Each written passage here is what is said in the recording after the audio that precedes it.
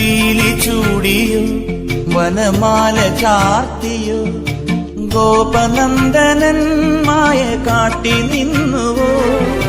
കൃഷ്ണഗാഥയായി ഇന്നിന്റെ മാനസം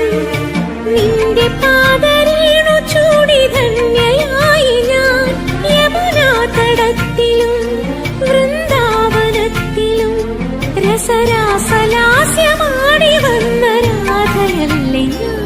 പ്രിയ രാധയല്ലേ ഞാൻ കണ്ടു ഞാൻ കണ്ണനെ